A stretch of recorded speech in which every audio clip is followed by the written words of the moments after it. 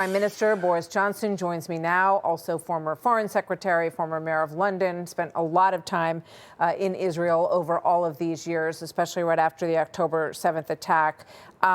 Boris Johnson, welcome. Good to have you here. So, hi, Martha. It's great to be with you again. Thank you very much. You know, this question of what happens now, we've heard about this Board of Peace and the potential that Tony Blair of the UK might have a big role in it. I don't know if this matters, but one of the four prominent officials, I guess, in Hamas has said they don't want Tony Blair and they don't want the Board of Peace. Where do you see this going? The first thing to say is this is a really remarkable day, and Benjamin Netanyahu was quite right just now when he said this deal was not always on the table. This deal, the return of the hostages, the ceasefire, the partial withdrawal of Israeli troops, this has been achieved by Donald Trump. And he's done it through the force of his personality, using the office of the presidency of the United States to put pressure on Israel, pressure on Hamas to get this deal. And it's a very, very hopeful moment, I think, for the whole world, for Israel, for the whole world. And look, I don't know what will happen with the Board of Peace, which you mentioned, Martha, but the crucial thing is that Hamas can be no part of the government of Gaza, and Hamas have got to disarm.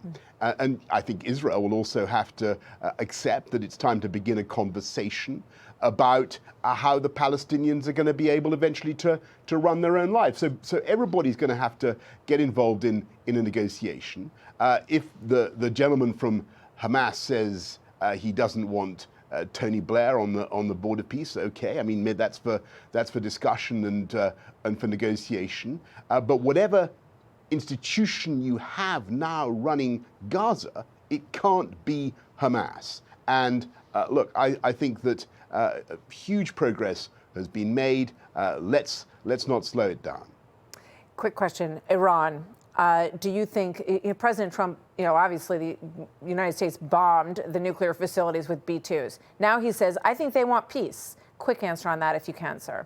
Yeah, look, and if they do, that's great. But again, you see Donald Trump getting results through strength. No one thought he would join Israel in taking out the Iranian nuclear enrichment facilities. It's an incredibly audacious thing to do. And I hope, just very quickly, Martha, what I hope is that having had this wonderful success by applying American pressure in the Middle East, and it's only the beginning, I accept, but it's huge, huge progress, that the president will now move to fix an even bigger war, which has killed hundreds and hundreds of thousands of people, which is, of course, in Ukraine. And there he has a big opportunity to exert maximum American pressure. And if he does, I tell you this, Martha, that Nobel Prize for peace is nailed on. For Donald Trump. Well, it seems like if that happens, he would have earned it many times over. Many times. And it's interesting that the First Lady, Melania Trump, has been in communication with Russia about returning children home. And that may be Russia's way of saying that they,